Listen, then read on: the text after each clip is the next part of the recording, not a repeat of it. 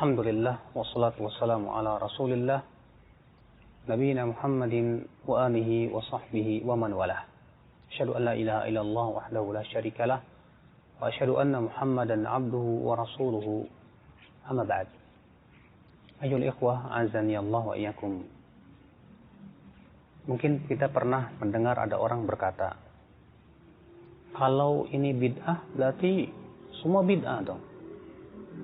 HP bid'ah, mobil bid'ah, kacamata bid'ah, jam tangan bid'ah. Karena itu kan semua tidak ada di zaman Nabi Shallallahu Alaihi Wasallam.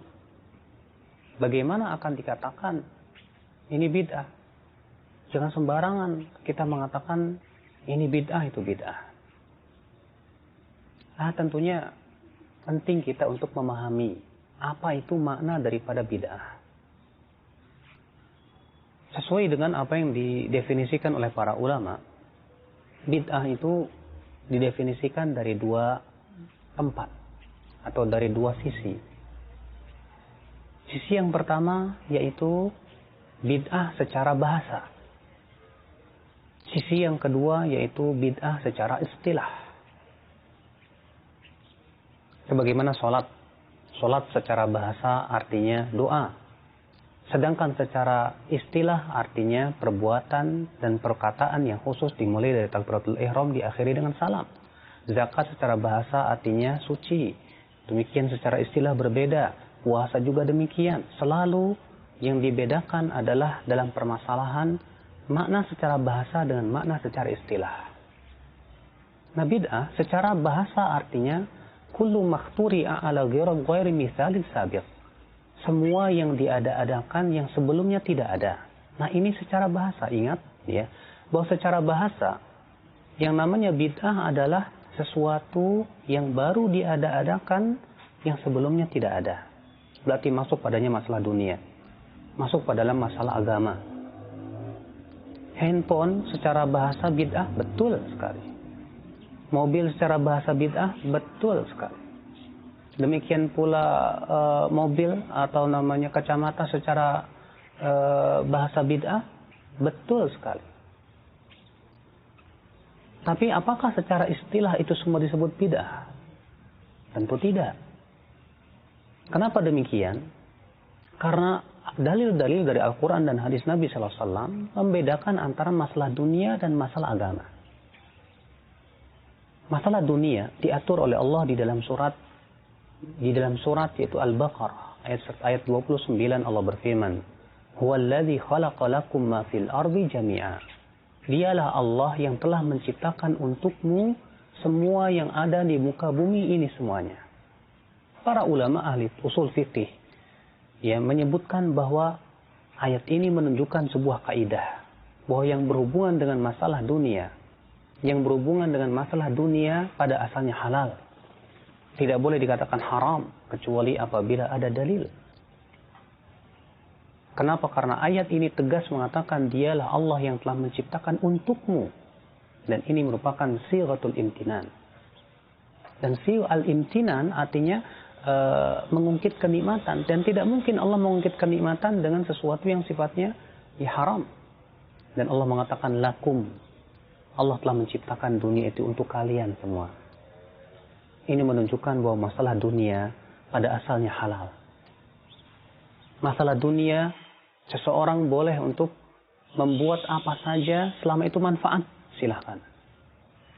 Tapi masalah akhirat, Rasulullah SAW bersabda, masalah agama, Rasulullah SAW bersabda, "Man amila amalan laisa alaihi amruna fahuwa raddun." Barang siapa yang mengamalkan suatu amal yang tidak ada di atasnya perintah kami, maka itu tertolak, kata Rasulullah SAW. Kenapa demikian? Karena pertama, bukankah agama ini milik Allah? Allah berfirman, "Ala lillahi dinul khalis." Ketahuilah milik Allah lah agama yang murni. Karena agama ini milik Allah, berarti semua peraturan masalah agama dikembalikan pemilik kepada pemiliknya.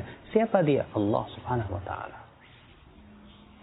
Maka semua peraturan yang bersifat agama, semua yang bersifat ibadah kepada Allah, kewajiban kita adalah mengikuti empuknya syariat Yang mempunyai syariat itu Allah Subhanahu wa taala. Ya akhi, Anda beribadah dan ibadah itu hak siapa? Apakah ibadah itu hak kita manusia ataukah ibadah itu adalah hak Allah? Tentu jawabannya ibadah itu hak Allah Subhanahu wa taala. Apabila ibadah itu hak Allah, berarti ibadah itu Allah ingin diibadahi dengan sesuai apa yang Allah cintai dan ridhai, bukan sesuai dengan selera manusia. Sebab kalaulah agama ini dikembalikan kepada selera manusia, hancur. Allah berfirman, walau ittaba'al haqqu ahwa'ahum.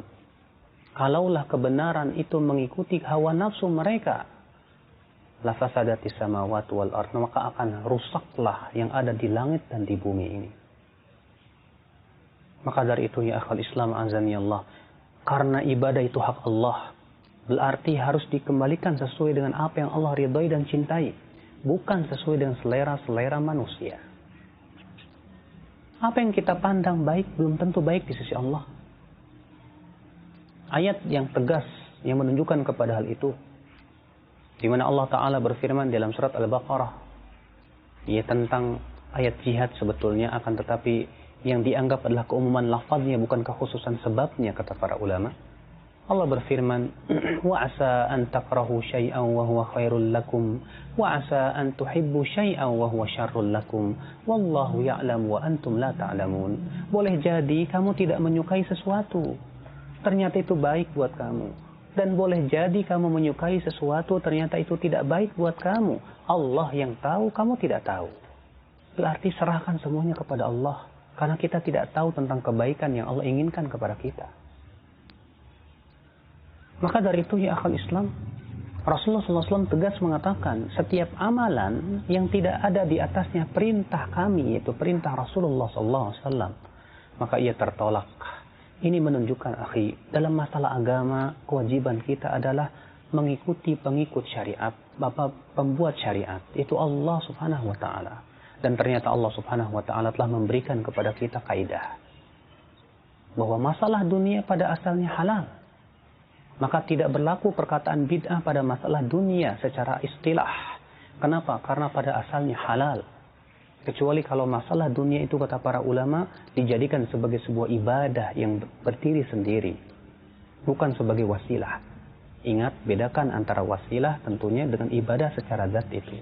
Kalau ada orang misalnya mau beribadah kepada Allah dengan memakan tempe, dia menganggap bahwa makan tempe itu ibadah yang paling utama. Maka kita katakan ini perkara yang dia ada-adakan. Kenapa? Karena Allah dan Rasulnya tidak pernah menurunkan ilmunya tentang masalah itu. Ikhwatul Islam azani Allah wa iyyakum. Maka dari itu ya akhi, masalah agama, masalah ibadah, kembalikan kepada pemilik syariat. Apabila ada dalilnya, kita lakukan. Apabila tidak ada dalilnya dalam masalah ibadah ini, jangan sekali-kali kita lakukan. Al-Imam Ibnu Qayyim menyebutkan bahwa pada asalnya yang berhubungan dengan masalah ibadah, itu al-man'u, tidak diperbolehkan. Sedangkan yang berhubungan dengan masalah dunia, maka itu halal, silahkan. Subhanallah ya akhul Islam azani Allah wa yakum. Bayangkan kalau ternyata agama ini pada asalnya ya boleh kita mengotak-ngatik seenaknya sampai ada dalil yang melarang. Mungkin agama kita ini akan hancur. Setiap orang akan berkreasi sesuai dengan apa yang dia pandang baik. Akhirnya apa? Agama pun ia akan rubah-rubah selama katanya tidak ada dalilnya.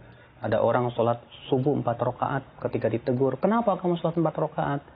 Dia berkata, enggak ada larangannya. Mana tidak ada larangannya? Iya. Kalau ada lagi orang, ya dia berwudu dari kaki kemudian mundur. Ketika ditanya, loh kenapa kok kamu wudunya mundur? Dia katakan enggak ada larangannya. Subhanallah, kalau begitu hancur syariat kita ini ya akal Islam. Maka dari itu ya akhi, masalah agama karena itu adalah milik Allah Subhanahu wa Ta'ala. Dan ingat ya, agama ini milik Allah, bukan milik kiai, bukan milik ulama, bukan milik siapapun. Seseorang boleh berucap hanya dengan dalil dari Al-Quran dan hadis Nabi Sallallahu Alaihi Wasallam. Ikhwata Islam azani Allah wa iyyakum. Maka dari sini kita bisa memahami bahwa perkataan orang berkata, kalau ini bid'ah berarti handphone pun bid'ah dong. Kita katakan betul bid'ah secara bahasa, tapi tidak bid'ah secara istilah. Dan masalah handphone ini masalah dunia. Pada asalnya halal, silahkan selama digunakan untuk sesuatu yang bermanfaat. Ia diridhoi oleh Allah Subhanahu wa Ta'ala. Sedangkan masalah ibadah kita tidak diperkenankan ya akhul Islam azani Allah wa iyyakum untuk membuat-buatnya. Kenapa? Karena ibadah itu hak Allah. Kewajiban kita adalah beribadah dengan apa yang Allah cintai dan ridhai, bukan menurut selera-selera kita. Terkadang ya akhul Islam azani Allah wa iyyakum, seseorang begitu kreatif di dalam membuat suatu ibadah dengan cara membuat tata cara yang tidak pernah disyariatkan oleh Allah dan Rasulnya, atau menentukan waktu dan tempat yang tidak pernah ditentukan oleh Allah dan Rasulnya, atau yang ketiga menentukan jumlah yang tidak pernah ditentukan oleh Allah dan Rasulnya. Ada orang datang kepada ajengan, ya Pak Kiai, ajarkan saya dong, berikan petuah supaya saya enteng rezeki. Oh, baca la ilaha illallah 1000 kali, nanti kamu enteng rezekinya. Kita katakan subhanallah, dari mana dalilnya ya? Bahwa membaca la ilaha illallah 1000 kali itu nanti bakalan enteng rezeki. Pembatasan ini dari mana? Seakan-akan dia pemilik syariat. Padahal yang membuat syariat hanyalah Allah. Kita tidak diperkenankan untuk mengatakan, ya bacaan ini sekian-sekian akan menimbulkan begini dan begitu. Kecuali dengan dalil dari Allah Subhanahu wa Ta'ala langsung yang Allah sampaikan melalui lisan Rasulnya salawatullahi alaihi wasallam, tentunya dengan sanad-sanad yang sahih. Maka dari itu ya akhi, pahamilah ini. Bedakan masalah ibadah dengan masalah dunia. Masalah dunia pada asalnya halal. Masalah agama, serahkan kepada pemilik agama itu Allah. Jangan kita memandang baik kecuali dengan sesuai dengan syariat Allah. Ingat Imam Syafi'i berkata, "Man istahsana syai'an faqad syara'a." Siapa yang menganggap baik suatu permasalahan atau sesuatu, berarti dia telah membuat syariat. Ingat, yang membuat syariat hanyalah hak Allah Subhanahu wa Ta'ala, tidak siapa-siapa. Oleh karena itu Allah mengecam orang-orang musyrikin Quraisy yang mereka itu membuat syariat-syariat dan merubah-rubah syariat Nabi Ibrahim. Allah berfirman, "Am lahum syuraka'u syara'u lahum minad dini ma lam ya'zam bihillah." Apakah mereka mempunyai sekutu-sekutu yang membuat syariat untuk mereka dari agama ini, sesuatu yang tidak diizinkan oleh Allah? Naam ya akhul Islam. Maka bukankah lebih mudah kita untuk mencukupkan diri dengan apa yang dituntunkan oleh Rasulullah? Abdullah bin Mas'ud berkata, "Ittabi'u wa la tabtadi'u faqad kufitum." Ikuti saja, jangan membuat-buat yang baru, karena kalian sudah dicukupi. Ikuti saja, bukan membuat-buat yang baru ya akhul Islam. Semoga kita termasuk orang-orang yang senantiasa ittiba kepada sunnah Rasulullah SAW. Semoga kita termasuk orang-orang yang senantiasa mengikuti apa yang dititahkan oleh Rasulullah dan Allah dan Rasulnya dalam masalah perkara ibadah. Demikian pula berusaha untuk mengikuti rambu-rambu agama dalam masalah dunia. Sehingga kita tidak menjadi orang-orang yang merubah-rubah syariat. Tidak pula kita menjadi orang-orang yang mudah untuk menghalalkan segala sesuatu, kecuali segalanya tentunya dengan dalil dari Al-Quran dan hadis Nabi Sallallahu Alaihi Wasallam. Subhanakallah bihamdik, asyhadu an la ilaha illa ant, astaghfiruka wa atubu ilaik. Wassalamualaikum warahmatullahi wabarakatuh.